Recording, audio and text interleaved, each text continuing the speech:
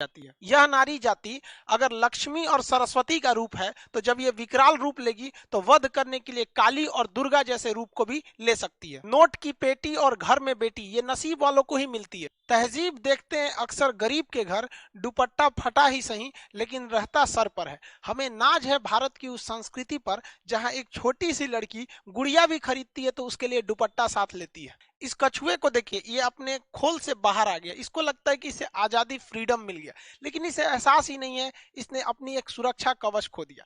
आजकल की जो न्यू जनरेशन आई है ना, वो फ्रीडम को अलग डिजाइन में सोच रही है। उन्हें लगता है कि भाई हमें कपड़े पहनने की जो आजादी मिल जाए वही फ्रीडम है। देखिए, आपको जो पहनने के लिए, ओढ़ने के लिए बोलता है ना, वो इसलिए बोलता है कि भारत में जो लड़कियां होती हैं वो देवता की तरह, देवी मानी जाती है। ये जगत जननी माँ सीता की भूमि है। यहाँ लड़कियां पवित्र होती हैं, गीता की तरह पवित्र होती हैं। इसलिए लोग उन्हें कहते हैं कि तुम पवित्रता की चिन्ह हो, इसलिए अच्छे से रहो।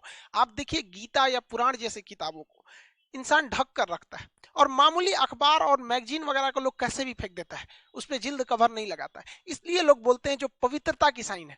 ये हमारी संस्कृति है। और वेस्टर्न कल्चर जो है, वहां लड़कियों को पवित्रता या देवी का रूप नहीं दिया जाता है, इसलिए उनको जो पहनना है पहने, वो करे, वो आजादी है। तो ये हमारी संस्कृति है। और अगर आपको लगता है कि नहीं वेस्टर्न संस्कृति अच्छी है तो गलत है।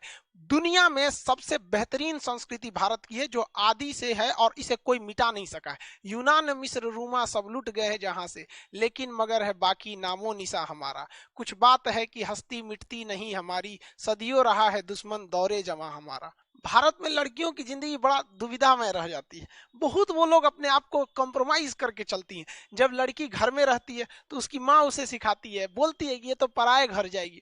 बेचारी जब बड़ी होती है, जब उसकी शादी हो जाती है, तो फिर उसकी सास कहती है कि ये तो पराए घर से आई है। बेचारी का खुद का घर भी रहने नहीं दिया लोग, फिर भी वो अपने घर को, जिसे उसकी सास कहती है कि पराए घर से आई है, उस घर को वो घर बनाती है। वरना अगर कोई औरत घर में ना रहे ना, तो घर घर नहीं, एक मकान होता है।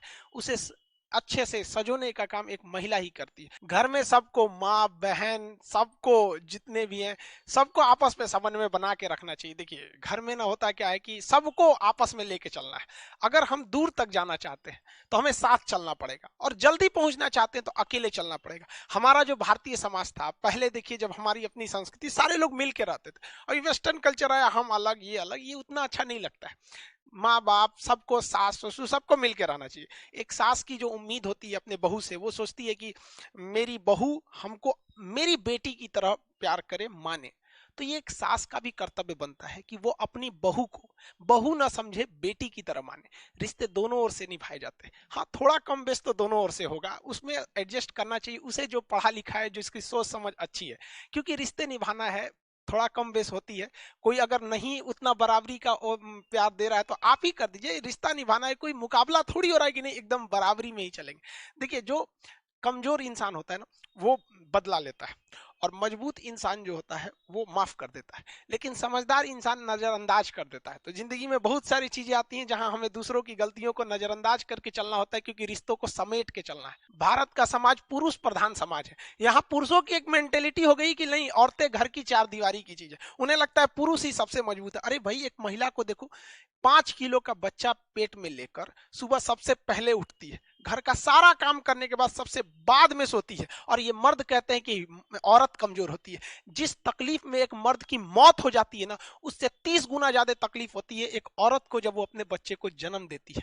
इसीलिए कहते हैं कि दुनिया में सबसे ज्यादा भरोसा अगर किसी पे कर सकते हैं तो हम अपनी माँ पे कर सकते हैं।